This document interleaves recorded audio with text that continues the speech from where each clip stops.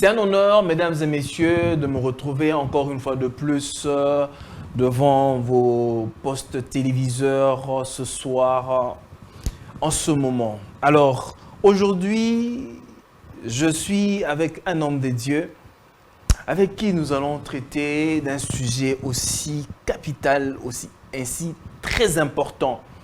C'est un sujet qui touche la majeure partie de personnes, beaucoup de personnes. Il y a d'autres qui prennent, il y a d'autres qui ne prennent pas. Comme nous sommes dans notre émission à la lumière de la parole, nous devons alors apporter la lumière, la parole aux enfants des dieux, afin que ceux qui nous suivent essaient un peu de comprendre à la lumière des Écritures. Alors, je signale que nous sommes en direct de Congo Buzz Télévision. Je tiens à saluer tous les téléspectateurs fidèles à cette chaîne ainsi qu'à cette émission que vous affectionnez et que vous aimez tant. Je sais que vous êtes de partout, vous nous suivez en Afrique, ainsi en Europe ou aux États-Unis. Je vous salue dans le précieux nom du Seigneur Jésus-Christ. Je salue mes très chers parents qui me suivent en ce moment. Je vous salue, très chers parents, papa, maman, ainsi que ma petite sœur Daniela qui me suit en ce moment. Je te salue. Ainsi, je salue aussi le fidèle téléspectateur de Congo Buzz Télévision, Aubin Moukano. Je dis qu'on appelle affectueusement Matembele Yandako. Alors, mesdames et messieurs, aujourd'hui nous allons traiter, comme je l'ai dit, le sujet sur le ministère de la femme. Je ne suis pas seul sur ce plateau, je suis avec l'homme des dieux, lui c'est le pasteur Jethro Mbaya, qui est pasteur responsable de l'église Assemblée des Saints de la RDC, à qui je dis bonsoir et bienvenue, pasteur. Bonsoir mon frère, bonsoir à tous les téléspectateurs. En tout cas, après plusieurs reports, mais aujourd'hui, vous êtes là ce soir. Effectivement, bon, moi, je n'ai jamais fui un plateau de télévision. C'est peut-être qu'il y avait d'autres occupations qui n'ont pas permis. Mais aujourd'hui, je me suis efforcé parce que ça fait aussi longtemps que je n'ai pas passé des émissions ici. Okay. Et donc, à chaque fois que nous passons ici, nous transmettons la parole de Dieu. C'est notre devoir. Très bien. Et finalement, le Seigneur a permis. Amen. Je parie que vous vous sentez assez bien, pasteur. Oui, oui, sous la grâce des dieux. Sous la grâce des dieux, très bien. Alors, comme annoncé, nous allons devoir parler du ministère de la femme, parce que les avis sont tellement partagés. Je ne sais pas moi, pasteur, je ne sais pas si vous êtes d'avis avec moi, que autrefois, les sacrificateurs, pour se référer à la Bible, pour se référer, ou bien attester que ce que Dieu a dit est vrai, ils allaient auprès du souverain sacrificateur qui avait le rim tumim tout autour de son cou. Alors si une pierre, la manière dont les pierres s'allumaient, et ça montrait que ici Dieu est d'accord, ici Dieu n'est pas d'accord. Je parie que vous êtes d'accord avec moi que la Bible est le rim tumim que le chrétien a aujourd'hui. Bon, d'abord, ce n'était pas systématique, ce que tu dis là. Ça ne se faisait pas systématiquement. En Israël, il y avait la loi des dieux. Donc, tout se faisait selon la loi des dieux. Mais on recourait à l'Urim et Tumim quand il était question de dévoilement. Des dévoilements, par exemple, quand quelqu'un nie quelque chose, et on pouvait se servir. C'était une capacité spéciale que Dieu avait donnée au souverain sacrificateur, uniquement les souverains sacrificateurs, pour deviner, pour comprendre certaines profondeurs. Et cela intervenait aussi dans des cas de questionnement du peuple. C'est-à-dire quand le peuple s'est posé la question, devons-nous combattre ou pas, ils allaient également consulter Dieu au moyen de l'Urim et Tumim. Bon, dire aujourd'hui que l'Urim et Tumim, ce sont les Écritures, oui, je suis d'accord, que nous pouvons consulter les Écritures pour voir si... C'est notre absolu pour aujourd'hui. C'est notre soubassement. C'est notre soubassement aujourd'hui. Notre absolu. Notre absolu, bien sûr. Mais il faut également savoir que les Écritures elles-mêmes sont aussi sous l'autorité du Saint-Esprit. Oui, le Saint-Esprit ne viendra pas dire autre chose ce que disent les Écritures. Le Saint-Esprit ne contredisent pas les Écritures, mais le Saint-Esprit complète les Écritures. Ok. Donc le Saint-Esprit peut nous amener une chose qu'on ne retrouve pas dans les Écritures, mais qui ne contredit pas non plus ce qui est écrit. Comme on peut voir dans l'Apocalypse, où Jean a vu ce qui était écrit sur le dos du livre et dans le livre. Ce qui était écrit en dedans et en dehors. Et en dehors, oui, mais ça c'est autre chose. Parce que déjà, si nous rentrons d'abord dans l'Ancienne Alliance, Dieu avait donné à Moïse la Torah. Mais si vous allez chez les Juifs, on parle de Torah. Torah, c'est Torah au pluriel. C'est-à-dire, pour les Juifs, il y avait la Torah écrite et la Torah orale. Parce que ce que Moïse avait amené, c'était la Torah écrite, mais Moïse avait également expliqué. Il était en train de lire et d'expliquer. Donc, ce que nous avons aujourd'hui, c'est, nous pouvons dire la Torah écrite, c'est-à-dire les écrits, mais il y a également les explications de ces écrits. Et donc, les explications, c'est le Saint-Esprit qui nous amène. Et vous devez savoir que le Saint-Esprit est supérieur aux Écritures, parce que c'est par la dictée du Saint-Esprit que les hommes ont écrit. Et donc, le Saint-Esprit n'a pas tout donné aux hommes. Le Saint-Esprit a donné aux hommes l'essentiel. Et aujourd'hui, le Saint-Esprit continue à travailler. Mais seulement, j'insiste que le Saint-Esprit ne contredit pas ce que lui-même avait dit au moyen des Écritures. Si le Saint-Esprit vient contredire ce que lui-même avait dit, c'est que ce n'est pas le même Saint-Esprit. Donc, il vient plutôt pour compléter, parce que les 66 livres que nous avons ne cachent pas toute la pensée de Dieu. Donc, Dieu est plus grand que la petite Bible que nous portons, et Dieu peut se manifester de plusieurs manières qu'il ne s'est pas manifesté dans les Écritures. Seulement, l'Esprit de Dieu vient nous convaincre et vient nous guider dans toutes ces choses. Très bien, merci beaucoup pasteur pour cet équilibre. On sent que le pasteur Zétro est tellement équilibré en ce qui concerne les Écritures. Alors pasteur, ce sujet qui, naturellement, il y a beaucoup de gens qui l'évitent, ou bien d'autres gens qui trouvent polémique. Ouais. Il y a d'autres... Mais moi, j'allais éviter. Oh. J'allais éviter d'en parler. Mais c'est un sujet qu'il faut normalement en parler pour que les gens comprennent, apporter la lumière. Oui. Alors, par rapport au ministère, on dit le ministère de la femme. Oui. Une femme doit-elle avoir un ministère? Bon, j'aimerais que nous soyons structurels dans ce que nous sommes en train de dire. Déjà, qu'est-ce que nous entendons par ministère? Qu'est-ce que nous entendons par ministère? Ça dépend de la compréhension que nous avons du ministère. Moi, à ma compréhension, une femme peut avoir un ministère. Mais il s'agit de quel ministère? J'aimerais que les téléspectateurs nous suivent bien. Parce que quand on dit que la femme ne peut pas avoir le ministère, on est dans les faux, sans le savoir. Parce qu'il y a des gens qui sont dans les faux, mais ils pensent que leur fausseté, c'est la vérité. Donc quand on est ignorant, on peut traiter des noirs, des blancs, blancs, des noirs.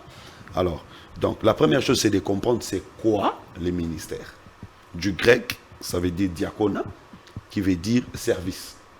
Donc quand on dit un ministre de Dieu, en d'autres termes, un serviteur de Dieu.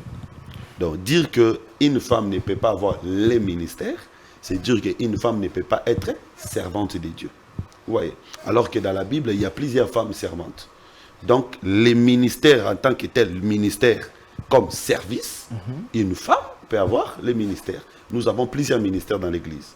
Il y a les ministères de la chanson. Il y a des gens qui sont là pour animer, chanter et amener les gens dans l'adoration. C'est tout un ministère, c'est tout un service. Il y a également les différents dons spirituels que les gens peuvent posséder. Ce sont des services. Il y a l'hospitalité, toutes ces choses. Donc, il y a plusieurs services, plusieurs ministères dans l'Église.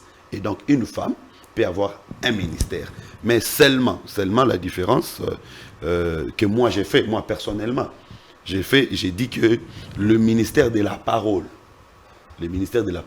à mon avis, ce ministère n'est pas confié aux femmes.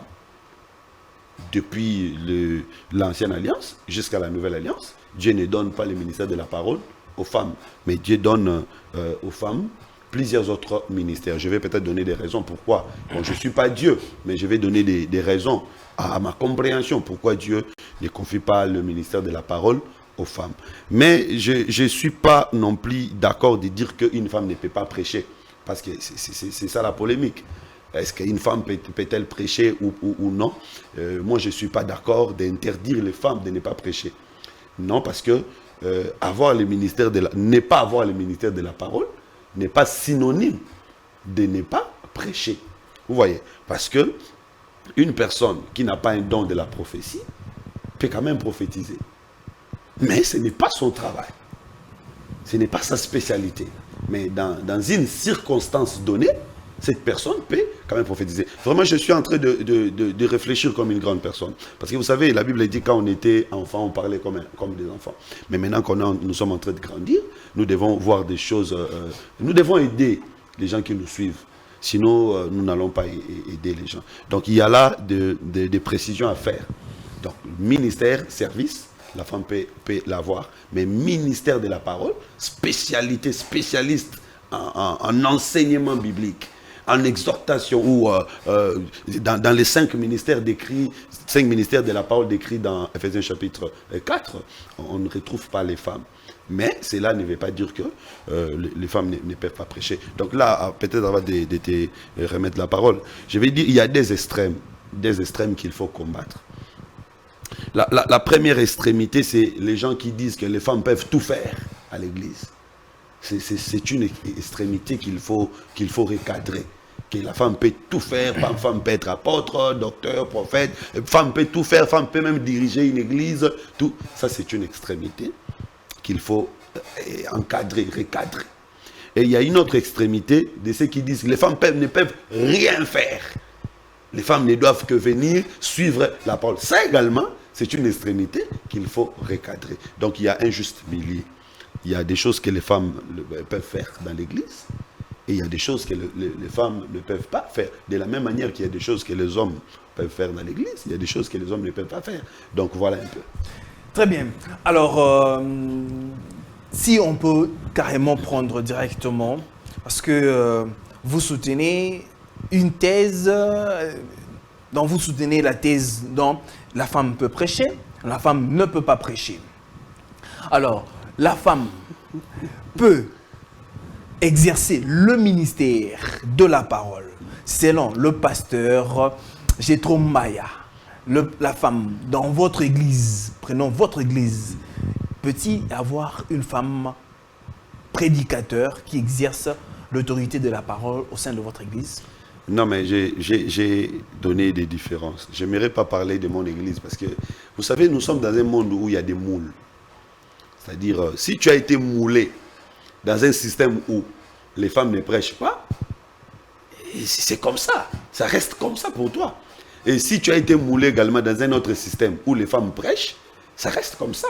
Alors moi, je suis non seulement un homme vous êtes de la moule des personnes. Non, moi, j'ai été moulé dans cette structure-là où les femmes ne prêchent pas. Mais je ne restais pas... J'essaie un peu de sortir. Donc, vous ne voulez pas rester dans le 4 murs? Oui, je ne restais pas figé. Ok. J'essaie un peu de sortir pour voir qu'est-ce que les femmes peuvent faire dans l'église réellement. Ouais, parce que je n'aime pas faire des débats de confession, hein, des débats de dogmes. Donc, si c'est un débat de dogmes, ça ne sert à rien. Parce que les gens qui sont en train de nous suivre, il y a des femmes qui prêchent, ou des femmes qui sont ministres de la parole qui nous suivent. Il y a des personnes qui nous suivent maintenant, qui sont dans des églises qui sont dirigées par des femmes. Qu'est-ce que ces gens peuvent retenir de ce que nous sommes en train de dire? Est-ce qu'ils sont totalement dans les faux? Je ne pense pas que c'est la bonne pédagogie. Donc, malgré que moi je suis sorti de cette moule-là, mais je ne pense pas que c'est la bonne pédagogie. Donc, j'essaye de montrer là où il y a des dérapages, on peut en quelque sorte, vous êtes en train de jouer à l'équilibre. Oui, je suis en train de jouer vraiment à l'équilibre et puis rester dans la parole de Dieu. Ce que la parole interdit, c'est interdit. Ce que la parole n'a pas interdit, n'est pas interdit. Je prends par exemple, quand on parle du domaine de... Déjà, il faut séparer ministère de la parole et prédication. C'est deux choses différentes. Je vous ai dit que moi, personnellement, avec ma foi et ma Bible, nous ne voyons pas une femme être ministre de la parole. Dès l'ancienne alliance jusqu'à la nouvelle alliance. Une femme ne peut pas ou n'a pas eu le ministère de la parole. Mais bien d'autres ministères les femmes l'ont exercé. Bien d'autres ministères, les femmes l'ont exercé. Je peux les montrer comment est-ce que les femmes ont exercé bien d'autres ministères, mais pas le ministère de la parole. Mais maintenant, cela n'interdit pas à une femme de ne pas prêcher. Parce que c'est ça, moi je grandis comme ça, la femme ne peut pas prêcher. Et maintenant que je lis ma Bible librement, calmement, je trouve qu'il y a des femmes qui ont prêché dans la Bible. Les femmes qui ont prêché dans la Bible? Oui, prêcher c'est quoi? Qu'est-ce qu'on appelle prêcher? Prêcher, c'est apporter la parole de Dieu. Apporter la parole de Dieu. Okay. Et cela n'est pas interdit à une femme. Le Christ n'a pas interdit aux femmes d'apporter sa parole aux tierces. Mais il y a des cadres. Il y a des cadres bien définis pour les femmes d'apporter la parole. On ne peut pas interdire à une femme de venir à Congo Buzz pour parler de Dieu. Ce n'est pas interdit, le Christ n'interdit pas cela. On ne peut pas interdire à une femme de se mettre derrière son téléphone pour passer un message. On ne peut pas interdire à une femme d'aller dans un marché pour parler de Christ. On ne peut pas interdire à une femme d'aller dans une conférence, d'organiser une conférence pour parler de Dieu. Donc, le Seigneur lui-même n'avait pas interdit aux femmes qui ont vu qu'il était ressuscité d'aller parler de ça aux autres frères chrétiens. Et l'apôtre Paul, dans sa mission, a rencontré des femmes. Je parle de Priscille et Aquilas. La Bible montre que Priscille et Aquilas ont ensemble recadré Apollos, qui avait quelques erreurs dans la parole de Dieu. Donc Priscille a également contribué pour recadrer Apollos. Le Seigneur Jésus, dans son ministère, il marchait avec les femmes. Donc, prêcher ne veut pas dire devenir ministre de Dieu. C'est là où maintenant il y a un problème. Quand une femme parle de Christ, quand une femme parle bien, les hommes voient, ils disent, oh non, nous allons l'ordonner. Nous allons la consacrer. Ça aussi, c'est une erreur. Permettez, pasteur, je voulais, avant que vous puissiez évoluer, vous venez de parler d'Aquilas et Priscille qui avaient recadré. Ouais. Alors, vous voulez dire que c'était apporter la parole de Dieu. Le fait qu'ils ont recadré l'homme de Dieu, c'était apporter la parole de Dieu. C'est apporter la parole de Dieu. Comment tu peux recadrer quelqu'un par rapport à la parole de Dieu? Ce n'était peut-être pas un partage. Ce n'était peut-être pas un partage. Mais un partage, c'est un apport de la parole. Partager la parole de Dieu, c'est apporter également la parole de Dieu. Est-ce que vous êtes sûr que c'est ça une prédication à porter, exercer au fait l'autorité de la parole sur au fait les gens d'une certaine façon? Ça dépend de ce que vous appelez exercer l'autorité de la parole. Oui, ça dépend de ce que vous appelez exercer l'autorité de la parole. Je vais donner un exemple. Je me suis déjà retrouvé un jour dans un deuil. J'étais en train de prêcher. Est-ce que j'ai exercé l'autorité de la parole dans ces deuils? Non. Parce que pendant que je parlais, il y a des gens qui suivaient et des gens qui ne me suivaient pas. Je n'étais pas obligé de... Je ne pouvais pas les obliger tous de me suivre. Donc, j'étais en train de prêcher sans exercer l'autorité de la parole. Donc, il y a des moments où on peut prêcher sans exercer l'autorité de la parole. C'est comme ça que j'ai dit que ça dépend des cadres. Donc, une femme peut apporter la parole, mais ça dépend des cadres. Dire que la femme ne peut pas prêcher, c'est aller dans un extrême qu'il faut recadrer. Elle peut apporter la parole de Dieu, parce que le Seigneur veut... Pas dans une assemblée des saints, oui, comme l'apôtre Paul le dit. Oui, c'est comme ça que j'ai dit que ça dépend des cadres. C'est pourquoi j'ai dit que ça dépend des cadres. Expliquez-nous un peu, pasteur, parce qu'on dirait que vous voulez toucher à quelque chose, vous ne touchez pas vraiment. Quels sont vraiment ces cadres-là appropriés dont la femme peut prêcher? Parce que ceux qui nous suivent en ce moment, nous sommes en direct, je précise, peut-être ils n'arriveront peut-être pas à cerner, à comprendre qu'est-ce que le pasteur veut dire. Non, mais ils sont en train de comprendre clairement ce que je suis en train de dire. Je suis dans une logique où je ne vais pas décourager les femmes. Je ne veux pas décourager les femmes, comme nous l'avons fait il y a des années et des années. Interdire aux femmes d'apporter la bonne nouvelle aux autres. C'est comme ça. Avant de commencer par parler là où les femmes ne peuvent pas aller, je parle d'abord de là où elles peuvent aller. Parce qu'on ne doit pas commencer par dire « vous ne pouvez pas toucher, vous ne pouvez pas toucher ». Et puis nous ne montrons pas où est-ce qu'elles peuvent toucher. Donc moi, dans ma logique, je commence par présenter ce que les femmes peuvent faire. Là où le Seigneur ne les interdit pas. Le Seigneur n'interdit pas à une femme d'apporter la bonne nouvelle dans des émissions comme ça. Les femmes peuvent venir parler de Christ. On n'interdit pas aux femmes d'aller étudier. Mais quand elle vient maintenant, elle vient en qualité de qui? Quand elle vient comme ça sur un plateau de télé, elle veut parler du Seigneur. Est-elle mandatée? Et puis elle vient en qualité de qui? Il n'y a pas une qualité qui est plus que la qualité d'enfant de Dieu. Nous n'entrerons pas au ciel comme étant des pasteurs, des prophètes, des docteurs. Nous entrerons au ciel comme étant des enfants de Dieu. Vous savez, aujourd'hui, j'ai pu peut-être scandaliser ceux qui nous suivent pour dire qu'aucun pasteur n'héritera le royaume de Dieu. Seuls les enfants de Dieu vont hériter le royaume. Je donne un exemple. Si un jour, on se met à partager l'héritage dans une maison, qui auront part à l'héritage? Est-ce que la sentinelle aura part? Est-ce que la domestique aura part? Est-ce que le chauffeur aura part? Non. C'est seulement les fils de la maison qui auront part. Donc, sentinelle, chauffeur ou domestique, qui peut avoir part dans l'héritage, c'est chauffeur qui est à la fois fils.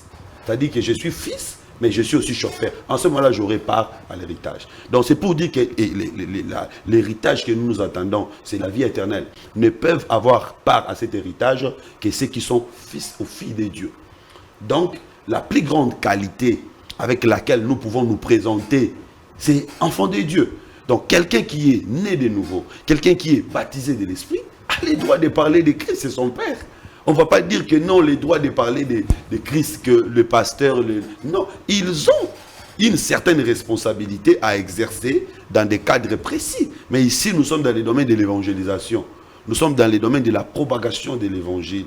Les femmes peuvent également propager l'évangile. Vous savez, la femme samaritaine, quand elle a écouté Christ, quand elle a découvert Christ, cette femme est allée parler aux gens de Samarie, de Christ. Et toute cette ville était venue auprès de Christ. Et quand ces gens sont arrivés auprès de Christ, cette femme s'est retirée. Donc sa mission s'est limitée à annoncer la bonne nouvelle. Ceux qui ont cru sont venus auprès de Christ et puis c'est fini. Ce n'est pas à elle de commencer à diriger définitivement ces gens, non. Mais elle a fait un travail. Et si vous allez dans les livres d'Exode chapitre 1, verset 9, vous descendez un peu vers le bas, les femmes sages de l'Égypte avaient dit à Pharaon, les femmes hébreues ne sont pas comme les Égyptiennes. Elles les accouchent avant la venue des sages femmes. Donc, femmes hébreues aujourd'hui, dans les contextes actuels, c'est aussi les enfants de Dieu, les saintes filles de Dieu sont fortes pour accoucher avant l'intervention des sages-femmes. C'est-à-dire, ici, nous pouvons présenter sages-femmes comme étant ministres de Dieu. Les femmes des enfants de Dieu, les enfants de Dieu qui ont la parole, les femmes, peuvent faire des choses sans être poussées par les serviteurs de Dieu. Je me demande toujours, ces femmes-là qui sont allées, qui ont eu l'initiative d'aller embaumer le corps de Jésus-Christ, étaient poussées par qui? Par Pierre, par Jean? Non. Donc, elles ont eu une initiative, faire pour le Seigneur. Mais seulement, j'ai dit, première chose, j'encourage les femmes à apporter la parole, à apporter l'évangile, mais j'ai dit qu'elles n'ont pas le ministère de la parole. Donc, tu peux apporter l'évangile, tu peux amener la parole de Dieu, tu peux même gagner les âmes, mais cela ne fait pas de toi pasteur, prophète, docteur, évangéliste, parce que ça, le ministère de la parole de Genèse à Apocalypse n'est réservé qu'aux hommes. Très bien, mais il y a un élément là que je voulais que vous puissiez... Tu n'es pas toujours satisfait. Il y a un élément que je voudrais que vous puissiez éclaircir sur le ministère de la parole et le ministère de la prédication que vous avez dit. Vous avez dit que c'est deux choses différentes. Non, non, écoutez, c'est la même chose. C'est la même chose. J'ai dit ceci. Quelqu'un paie... J'avais donné l'exemple. Moi, je chante parfois. Mais ce n'est pas mon travail. Je ne suis pas chanteur. Mais il arrive des fois que je chante.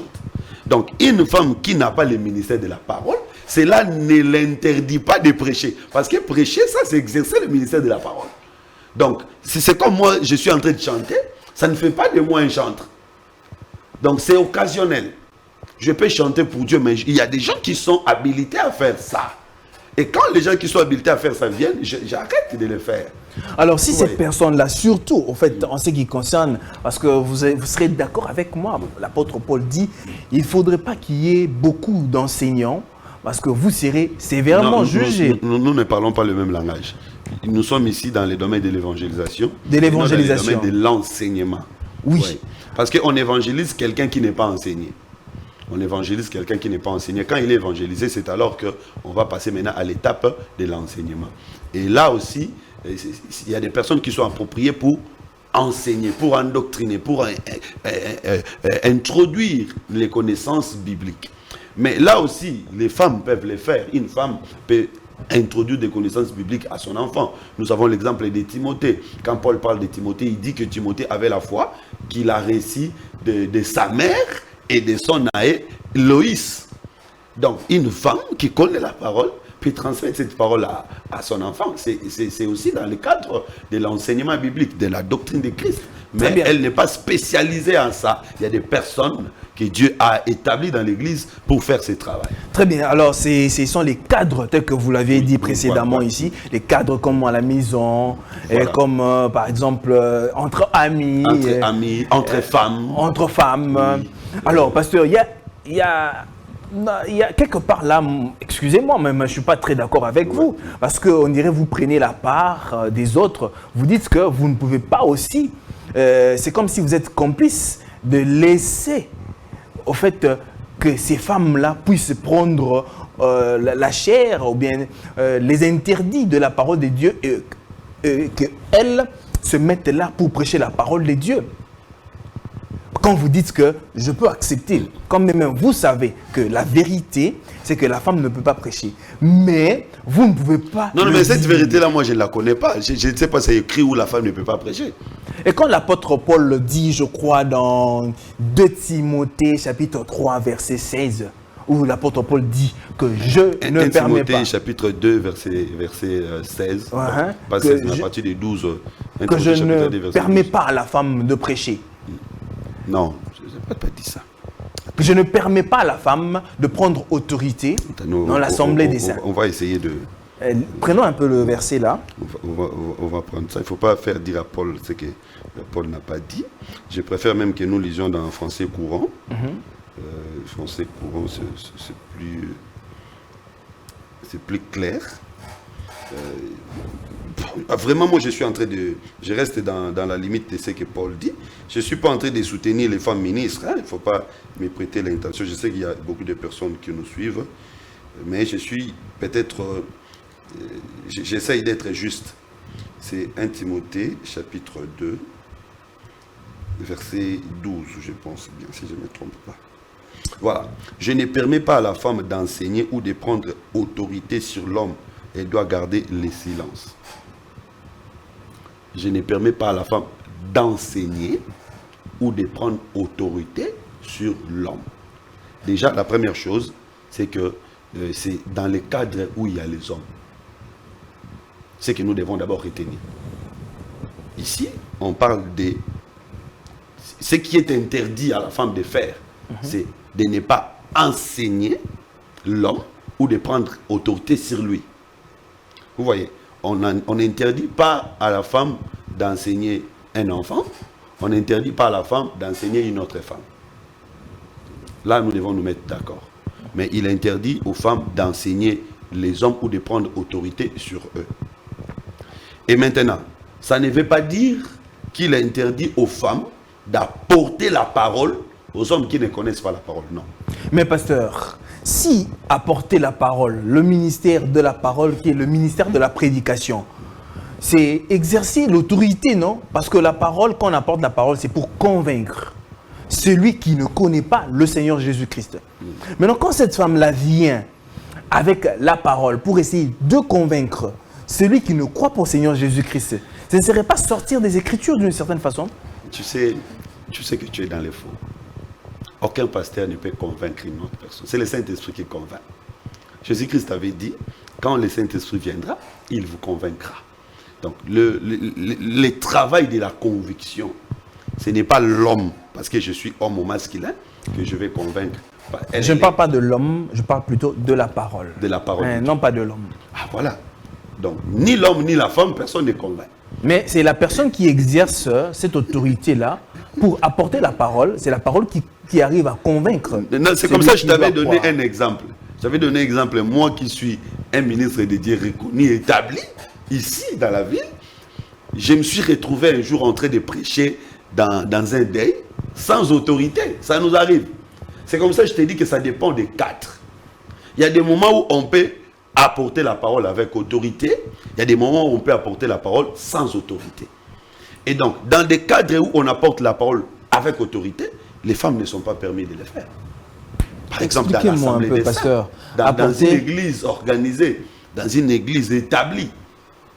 Si les gens sont dans les modèles apostoliques, parce qu'il y a c'est là où qui autorisent aux femmes de prêcher libre à eux, je ne suis pas là pour les juger, mais moi je suis ici dans les modèles apostoliques.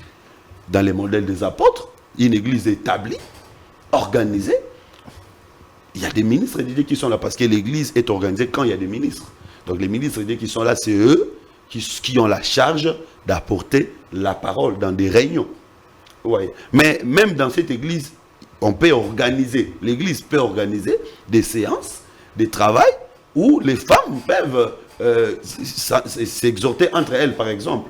Les femmes peuvent s'exhorter entre elles, par exemple. Il y a déjà des modèles comme ça dans l'Ancienne Alliance, comme dans la Nouvelle Alliance. Il y a quelque part dans les livres des Actes des Apôtres, je crois, au chapitre 13, où Paul s'est retrouvé dans une assemblée des femmes, où les femmes étaient réunies. Je ne sais pas si je vais retrouver les versets rapidement. Où les femmes étaient réunies pour partager la parole de Dieu. Donc, il y a des cadres où les femmes peuvent se réunir. Ça peut arriver, les femmes peuvent se réunir. Dieu n'est pas toujours contre que les femmes se réunissent. Actes des Apôtres, chapitre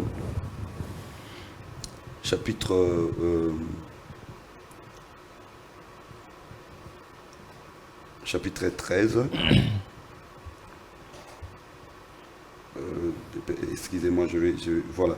Actes des Apôtres, chapitre 16, verset 13.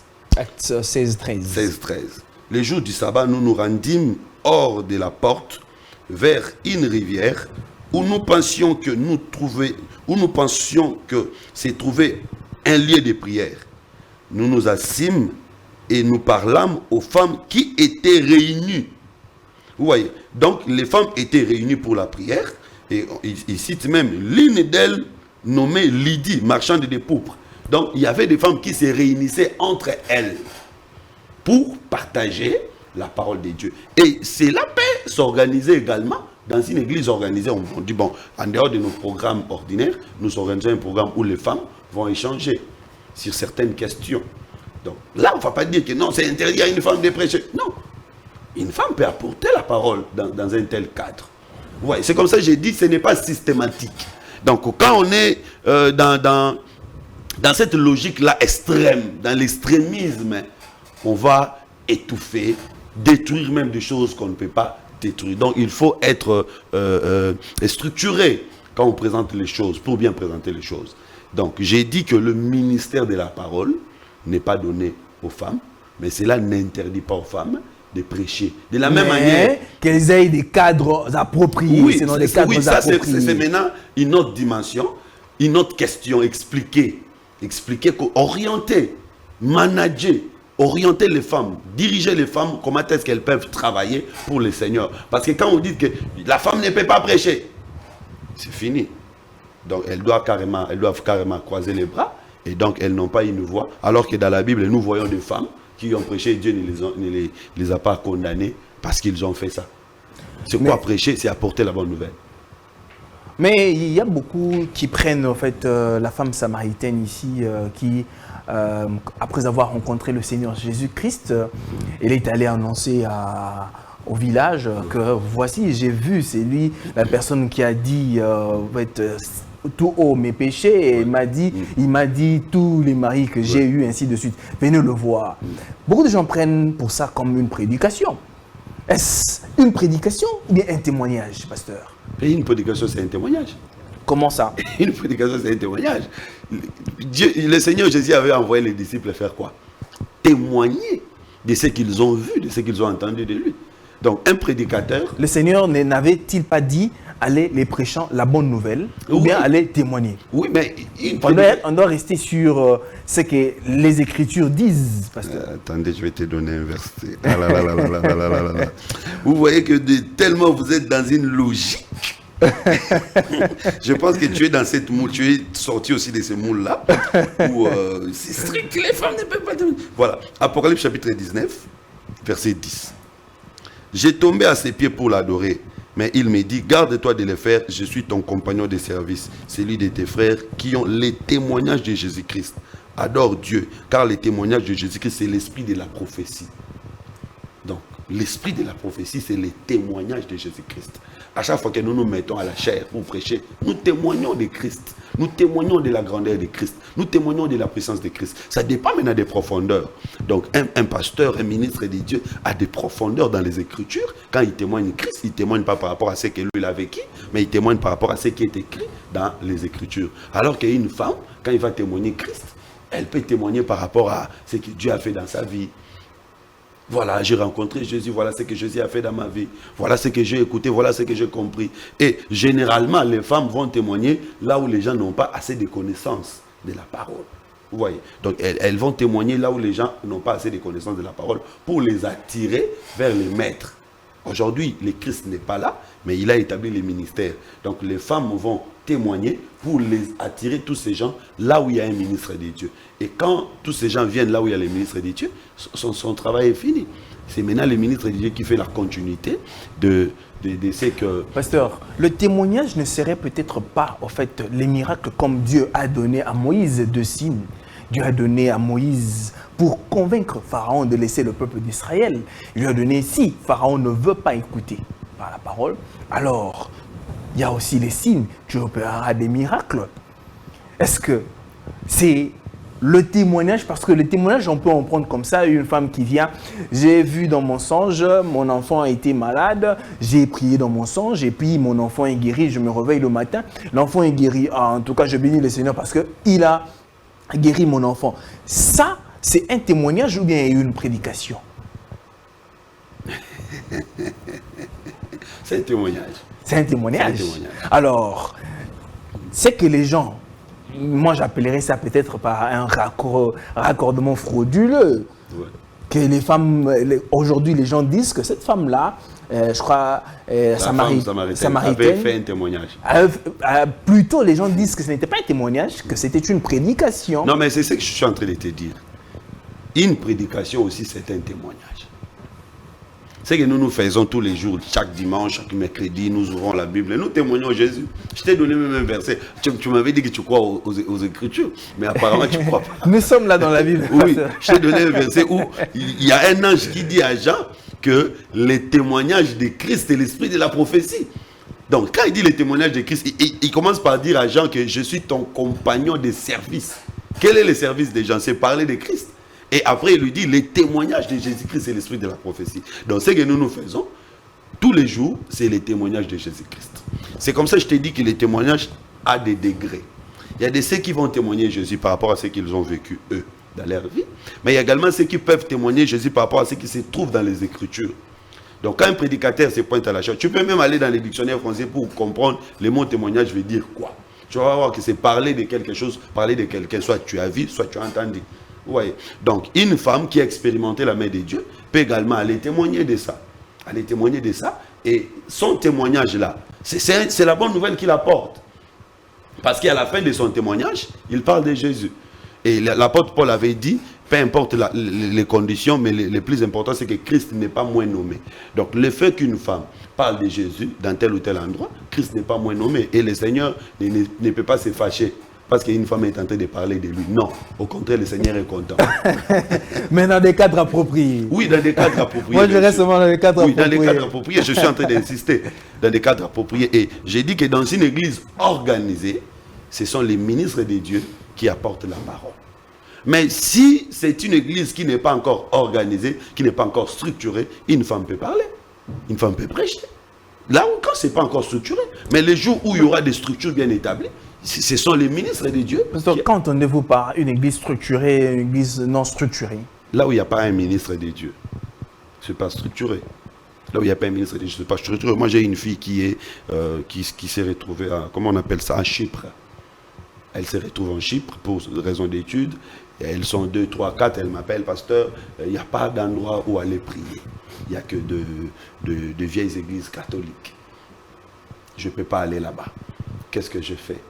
Je lui ai dit, rassemble tes amis, commencez à prier. Il dit, pasteur, je peux. Je dis, oui, je te donne l'autorisation. Elle a rassemblé ses amis, ils se rassemblent dans la maison, ils prient. 2, 3, 4, 5, elle prie. Et je lui ai dit, tu peux diriger les choses et commencer. En ce moment-là, elle exerce parce qu'il n'y a pas un ministre de Dieu, c'est pas structurel. Là c'est au fait, ils sont en train de prier. Prier, puis je lui ai dit. Ils font le partage. Oui, partage de la parole. Ah oui. Partage de la parole. Et quand on fait le partage de la parole, il y a toujours une voix qui prédomine. Et si elle a la connaissance plus que les autres, elle conclut les débats. Ouais. Donc, elle travaille. Elle travaille. Et le nombre peut s'accroître. 500, 1000, ce n'est pas un problème. Les jours où un ministre de Dieu va se retrouver en cet endroit-là, elle cesse de faire ça. Elle laisse le travail à un ministre de Dieu. Alors, quand on dit qu'une femme ne peut pas faire ça, qu'est-ce qu'on est en train de faire au juste? On veut gagner les âmes ou on ne veut pas gagner les âmes? Donc, il y a des cadres, il y a des endroits où les femmes peuvent... Pasteur, par respect de la parole de Dieu, ouais. Cette femme-là, si elle connaît vraiment très bien les Écritures, elle ne resterait-elle pas dans le cadre seulement pour garder la chaleur spirituelle entre eux et ne pas vouloir, parce que si ce sera, par exemple, une assemblée où il y a des hommes et des femmes, vouloir exercer une certaine autorité sur les personnes qui sont là, elle ne garderait peut-être pas seulement elle la aura chaleur. beaucoup de limites. Oui, elle aura beaucoup de limites. Et déjà, parmi les hommes qui viennent, s'il y a un homme qui est capable de bien faire les choses, elle peut carrément laisser l'homme travailler. Parce que, peut-être je vais aller dans les deuxième volets. Je vais aller dans le deuxième volet. Dieu n'a pas voulu que la femme soit devant. Parce que la femme est appelée à être protégée. La femme doit être protégée. La femme ne doit pas être exposée. La femme doit être protégée. Donc, si elle se retrouve dans une situation où il n'y a pas des hommes pour annoncer la parole, elle peut le faire. Mais au moment où il y a des hommes qui viennent, la femme doit être sous la couverture, sous la protection des hommes. Parce que la femme est un être qui est appelé à être protégé. C'est comme ça si nous rentrons d'abord dans l'ancienne alliance, parce que très souvent, il y a des gens qui disent non, l'ancienne alliance, nous ne sommes pas dans l'ancienne alliance, nous sommes dans la nouvelle alliance. J'aimerais dire qu'il n'y a qu'une seule Bible, il n'y a pas deux Bibles. Il n'y a qu'une seule Bible. Et cette Bible est composée de l'Ancien et le Nouveau Testament. Le Nouveau Testament n'aurait pas eu de sens s'il n'y avait pas l'Ancien Testament. Et on ne peut jamais comprendre le Nouveau Testament si on ne se réfère pas à l'Ancien Testament. C'est comme ça, Jean dans l'île de Patmos, quand Dieu lui a parlé, Jean dit, je m'ai tourné derrière pour voir. C'est-à-dire qu'on ne peut pas bien comprendre Dieu si on ne fait pas un tour en arrière.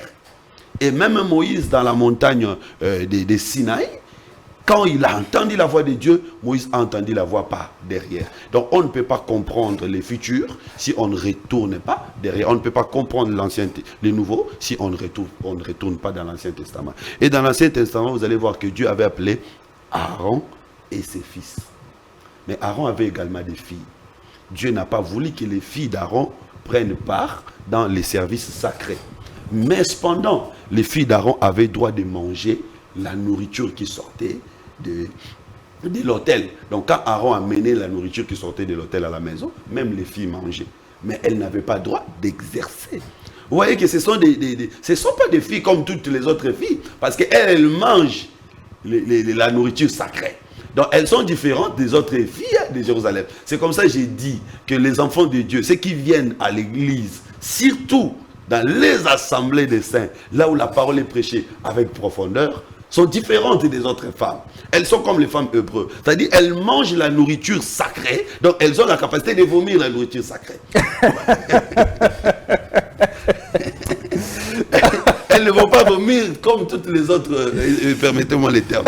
Parce qu'elles mangent la nourriture sacrée. Donc, à un certain moment, elles peuvent vous parler des choses extraordinaires et vous émerveiller. C'est comme ça, la Bible parle de Déborah qui s'est levée quand les hommes étaient fatigués. Mais j'aime Déborah, parce que quand elle se lève, elle ne prend pas les devants, elle va plus motiver les hommes. Parce qu'elle savait qu'elle doit être protégée, elle doit être sous la couverture des hommes. Et les femmes, une femme reste toujours une femme. Vous savez, aujourd'hui, les gens ont tendance à dire que ce sont les femmes qui ont annoncé que Jésus-Christ est ressuscité. Bon, elles ne sont pas les seules personnes, parce qu'il y avait les soldats qui étaient là, qui avaient aussi appris que Jésus était ressuscité. Et ces soldats sont allés annoncer aux sacrificateurs, et les sacrificateurs les ont donné l'argent pour qu'ils ne disent pas. Mais la Bible dit que ces bruits se sont répandus jusque chez nous.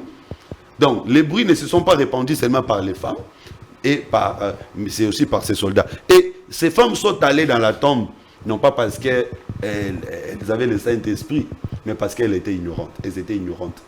Parce qu'ici, et c'est comme ça que je dis que c'était des femmes. Finalement, c'était des femmes. Parce que Jésus avait dit que 3 jours, le 3e jour, je serai ressuscité. Et vous allez me retrouver. Il avait même donné l'indication où ils vont se retrouver. Mais comme c'était des femmes, ils ont écouté, puis elles ont écouté, puis... Donc, aller à la tombe pour embaumer Jésus, c'était le fruit de leur ignorance. C'était le fruit de l'ignorance féminine. Vous voyez. Donc, les femmes sont appelées à être protégées. Les femmes sont appelées à être gardées. C'est comme ça. Si les femmes peuvent exercer un service dans l'église ou à l'extérieur de l'église, ça doit être sous la direction ou sous la conduite des ministres de Dieu établis. Et donc voilà. Très bien. Alors, pasteur, nous sommes déjà en train de chuter tout doucement à notre mission. Oui. Pasteur, si nous regardons l'espace ecclésial aujourd'hui, moi je peux dire carrément, l'église est infestée d'une certaine façon. Je ne sais pas si c'est la désobéissance ou quoi. Quand vous regardez aujourd'hui les femmes qui créent des églises, qui sont en fait les pasteurs principaux, elles ont plusieurs églises. Qu'est-ce que ça vous dit, pasteur, au regard des Écritures? Bon, je vais d'abord lire un texte. C'est dans la logique où j'étais. Je sais que je n'ai pas les pouvoirs de faire fermer une église à une femme. Quand quelqu'un a déjà goûté à cette sauce-là, quel pouvoir j'ai, moi, pour... donc, je n'ai rien à instruire à toutes ces femmes, vraiment avec beaucoup d'humilité. Je n'ai rien à instruire à toutes ces femmes. J'ai lu 1 Samuel chapitre 2, verset 22. 1 Samuel chapitre 2, verset 22. Je lis avec version français courant. Et la Bible dit ceci: les prêtres Élie étaient devenus très vieux. Lorsqu'il apprit comment ses fils agissaient envers les Israélites et que même il couchait avec les femmes qui étaient des services à l'entrée de la tente des rencontres. Donc, malgré que les femmes n'avaient pas droit d'entrer pour brûler les parfums sur l'autel de l'Holocauste, pour brûler les sacrifices sur l'autel de l'Holocauste ou encore les parfums sur l'autel des parfums, mais les femmes étaient des services à l'entrée de la tente d'assignation. Donc, même dans l'Ancienne Alliance, les femmes travaillaient. Les femmes travaillaient sous la direction des sacrificateurs. Et vous savez également que dans les services sacrés, il y avait des Lévites, il y avait des Kéatites, des Mérarites, des Gershonites. Donc, tous étaient des Lévites. Il y avait également des sacrificateurs. Les sacrificateurs, c'est ceux qui étaient chargés de brûler les parfums et brûler les sacrifices. Mais les autres, c'est chargé peut-être de démonter des tentes, de laver, de nettoyer et tout et tout. Et les autres Lévites étaient secondés par des femmes. Donc les femmes les secondaient dans leur service. Donc c'est pour dire que même si on ne donne pas à une femme le ministère de la parole, mais la femme peut aider dans les services de Dieu. Il y a plusieurs manières où la femme peut aider dans les services de Dieu. Si vous allez dans la construction du tabernacle, la Bible montre que les femmes ont cousu des tissus, des tentes. Donc, elles ont participé d'une manière active à la construction du tabernacle. Mais seulement l'exercice dans les sacerdoces, l'exercice direct, elles n'ont pas pris part. Alors, toutes ces femmes qui ont fait un travail extraordinaire aujourd'hui, il y a des femmes qui ont fait un travail extraordinaire, gagner beaucoup d'âmes, amener les gens dans les seigneurs, c'est bien. Mais je pense que le plus important, ce n'est pas seulement de parler de Jésus. Le plus important, c'est parler de la parole de Dieu. Parce que Jésus, ce n'est pas un nom, ce n'est pas un concept, mais Jésus aujourd'hui, c'est la parole. Donc, amener les gens dans la parole de Dieu, c'est également dire à ces gens-là qu'une femme ne peut pas avoir le ministère de la parole. Donc, quand quelqu'un dit que j'ai gagné les âmes pour le Seigneur, mais il ne dit pas à ces gens-là qu'une femme ne peut pas avoir le ministère de la parole, eh bien, il n'a pas amené vraiment ces gens-là dans la parole. Vous voyez. Donc, je ne suis pas contre, mais j'aimerais plutôt les encourager à aller jusqu'au bout de la logique. Aller jusqu'au bout de la logique, c'est également accepter de laisser les ministères de la parole aux hommes. Ça fait partie, effectivement, de ce travail-là de gagner les âmes. Parce qu'on ne peut pas, c'est comme aujourd'hui, je suis en train de former quelqu'un pour qu'il devienne, par exemple, journaliste, animateur culturel et consort. Il faut que je lui dise également que voilà telle chose, il faut faire, telle chose, il ne faut pas faire. Si je ne fais pas ça, je n'arrive pas au bout de ma logique. Donc, toutes ces femmes qui font un travail extraordinaire, j'ai dit, bon, il y a celles-là qui sont à la recherche de l'argent, bien sûr, et de l'honneur, mais il y a également celles-là qui sont en train de travailler pour le royaume, mais il faut arriver au bout de la logique. Arriver au bout de la logique, c'est également rester dans la parole de Dieu. L'apôtre Paul dit dans Ephésiens chapitre 2, verset 20, que nous sommes fondés sur l'enseignement des apôtres et des prophètes. Regardez ce qui s'est fait chez les prophètes, regardez ce qui s'est fait chez les apôtres, et comparez à ce que nous sommes en train de faire aujourd'hui. Vous avez évangélisé, c'est bien. Vous avez amené les gens dans l'église, c'est bien. Mais maintenant, il faut que ces personnes soient assises dans la parole de Dieu. Et la vraie parole, la vraie doctrine. Une femme ne peut pas être pastoresse ou doctoresse ou apôtresse. Donc c'est réservé aux hommes. Très bien. Ouais. Alors, pasteur, une dernière question et par là, vous allez déjà chuter. Comme vous avez dit, si on doit rester dans les Écritures, prendre vraiment la parole de Dieu, je peux illustrer ça comme Dieu avait dit à Moïse en Égypte par rapport à la Pâque. Vous allez manger les brebis avec tout ce qu'ils possèdent, avec les sabots, les excréments, avec les herbes amères. C'est de même avec la parole de Dieu. On prend tout. On ne choisit pas. On ne choisit pas. Il nous plaît. Alors, les femmes qui exercent la parole, en quelque sorte, qui n'obéissent pas à la parole, est-ce que ces femmes-là, qui ont des églises, iront au ciel? Juste par une question. Bon, et vous clôturez par là. D'abord, je vais dire ceci. La responsabilité de refuser le ciel à une personne n'est pas du ressort d'un homme. Donc, qui suis-je pour dire que telle personne ira au ciel ou telle personne n'ira pas? Moi, je peux seulement constater qu'elles ne sont pas totalement dans la parole. Parce que sur ces points-là, on ne parle pas d'autres points, on parle seulement sur les points du ministère de la parole. Sur ce point-là, au regard des Écritures, la Bible que moi j'ai lu, bon, la Bible elle est vaste. Je reste sur mes gardes quand je l'ai dit avec simplicité et humilité. Au regard des Écritures que je suis en train de lire, que ce soit dans l'Ancienne Alliance, que ce soit dans la Nouvelle Alliance, on ne donne pas à une femme les pouvoirs d'exercer le ministère de la parole comme tel.